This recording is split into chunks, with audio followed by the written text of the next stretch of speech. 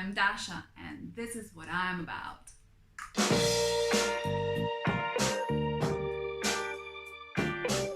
Hello, my lovely people. So, this video is dedicated to a good friend of mine who lives in Chicago at the moment. So, we were talking about the need to control our relationships. And where does that come from? Okay, where does that come from? In short, I would say when you have the feeling that you don't have a handle on yourself or on your life, you will try to control things outside of you. Exactly the things that you cannot control. So the only things that you can control, right, is your own behavior, your own reactions to others, things you do for your own life. You cannot control the behavior of others, what they will think, what they will say, right? Makes sense? Duh. And it's scary. Yeah, it's scary. I think that's the bottom line here. Life is scary. So what happens if you're afraid of life? And I know that. I used to be afraid of life, of people, of everything. And to learn to accept, you don't know what's gonna happen, but you can be prepared, right? Be prepared. Means a lot of things. You learn, you study, you get some skills that will help you later on. Like, for example, languages, right? I always try to learn languages. And I was lucky enough to grow up with 3 at the same time, more or less. But I had to work on my German, for example. I lived in Germany as a kid, went back to Slovenia with my mom, and I had to keep on working on my German, otherwise I would have forgotten, obviously. And then when I wanted to go back to Germany to study or go to London to work, my German saved my ass, literally. And that's thanks to my grandma, because she would always say like, "Več jezikov znaš, več veljaš," which means the more languages you know, the more you're worth. But it rhymes in Slovenian, that's why I told you that. Okay, so yeah, languages, any other skill. And you control these things. So what happens when we are trying to control our partners, the things outside of us? Well, you can imagine no one likes to be controlled. I'm not religious, let's just put that out there. But I do like the philosophy of Buddhism. Buddhism has these simple truths, and it says the tighter you hold on to something, the more you can guarantee it will go away. So the tighter you hold on and strangle your relationship, you can guarantee you're gonna kill it. So the more we are trying to control our partner, guess what's gonna happen? That partner will freak out at some point and leave. So I don't know how to change that. I don't know what to advise to my friend, except for maybe try not to have a relationship right now with someone else. I guess not controlling your friends, your partner, is a skill. And I have this amazing childhood friend. Hi, in Germany. And I've always admired her. She is a doer, you know, she just does things. And right now she's raising 100 chickens. She had no freaking clue about chickens. She knows everything about chickens now. She's, you know, breeding them from eggs and everything. It's amazing. You know, she makes these little videos. And what I'm trying to say is, back in the day when she was learning a profession, she learned to be a baker, and she would live above a bakery. And I was visiting her from Slovenia, came to Germany, and stayed with her for a week or 2. And she had to get up at 2 a.m. in the morning. What does she do? She gets me up at 2 a.m. in the morning and says, "Dasha, you're coming down with me." Hey, what? Oh, all right, yeah. So we go down, and she takes out the pre-baked base for cakes and so on and so forth. I had no idea that this was already, that's how they do it. And she would give me, the cream and fruit and whatever, and she goes like, yeah, just make it, just do it. I was like, hold on, this is gonna be sold to customers in a couple of hours. You want me to make the cake? She was like, yeah, just do this, you can do this. And she has this amazing quality that she has no need to control others at all. She trusts, and that's the thing, right? What is the opposite of control? It's trust or faith in things, yeah? Most of us, right, we go asleep and we trust that we're gonna wake up next day. I'm guessing it's that same kind of trust that, it's gonna be fine. And if it isn't, so what? She could still fix that cake if I messed it up or throw it away, or she didn't really care. I didn't mess it up, And I think this is the way we have to be with our kids, right? Just let them make that mistake, not flip out about it, because imagine what happens when you give a task to someone and then you take it back and you say like, you're doing it wrong, I'm the only one who can do it right. Yeah, that kid will never develop any confidence in himself or herself.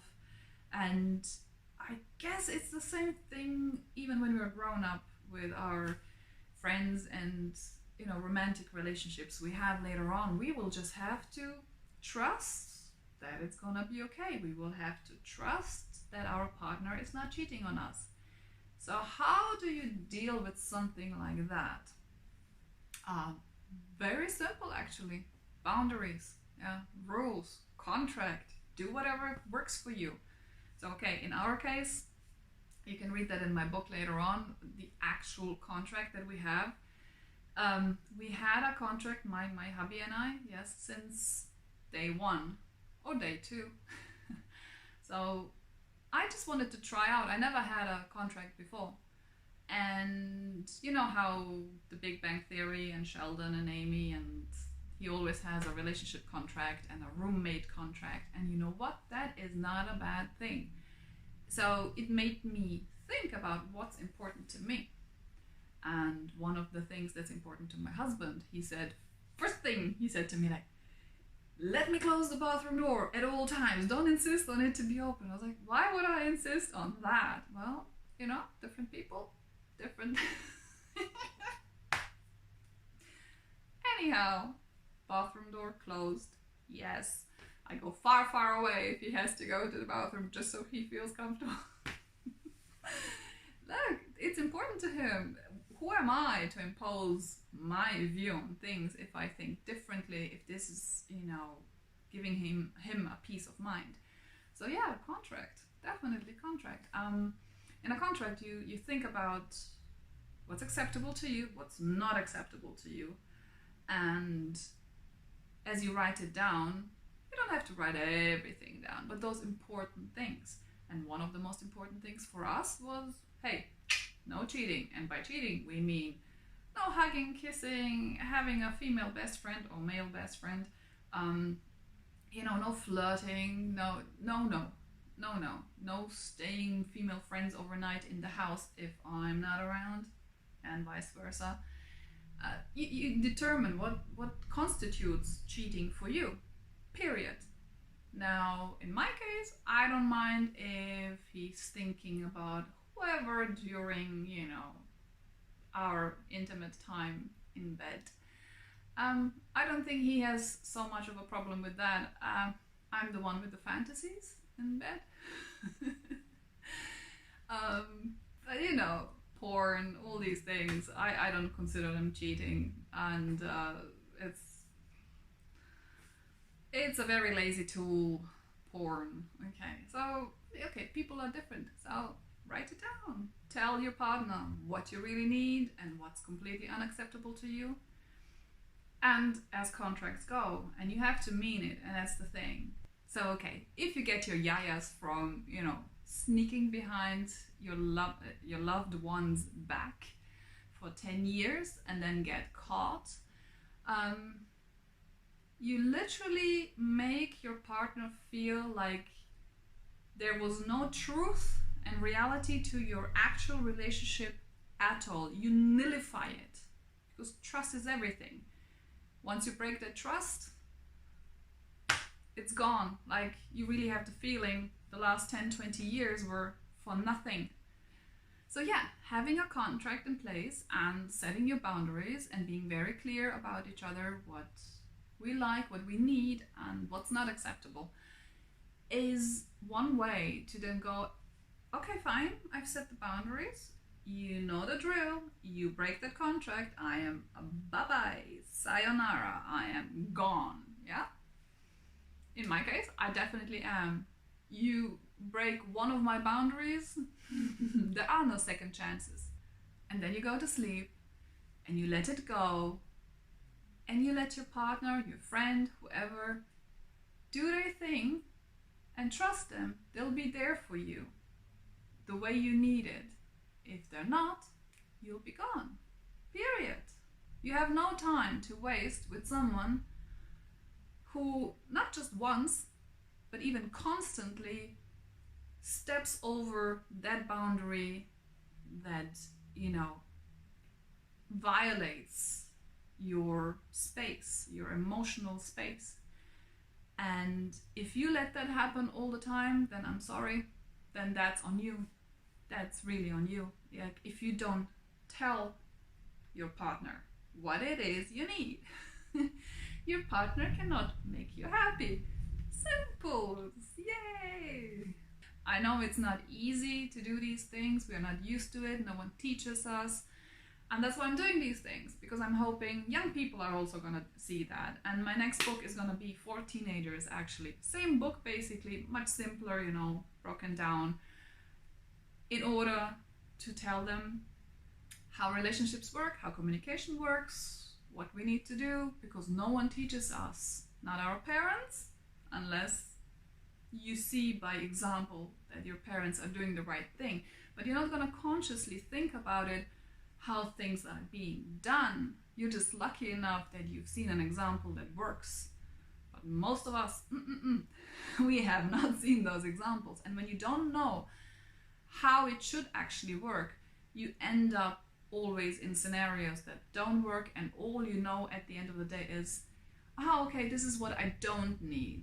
But you still don't know what you do need. So we need those, examples that work. So have a look at friends who have great relationships and they seem easy, but look deeper. You'll see the effort that these people make every day, and talk about that. Ask them, how do they do it? And yeah, I think we still need to talk much, much more about the actual things we are usually afraid to address. Beats me why. No, I know why. We're all afraid of some negative remark because we're so freaking fragile, because our freaking confidence is, women or men, doesn't matter. So yeah, we'll work on that confidence thing, but right now we're working on the fear thing and the boundaries thing. We'll get there. So have fun, subscribe, read the articles. My book is coming out in hopefully 1st of November, should be there. Looking for a podcast. I think I found one. I just actually got some new equipment. It's not much, it was like 30 quid, but I'll show you in a second actually. See, so that's my big light, and that's how it looks behind the camera. It's very simple, you don't need much. And hopefully at some point I'm gonna have a proper camera again. I used to, had to sell it, tough times, it's fine. And this is the small light actually. Look, it really, the first videos I've done, anything before this one, was actually done with this small light, and it worked. It's amazingly, like the whole room was dark. I put out the lights, and just this one little thing on the camera, it really works wonders. It's amazing. So yeah, have fun guys, and see you next time. Bye bye.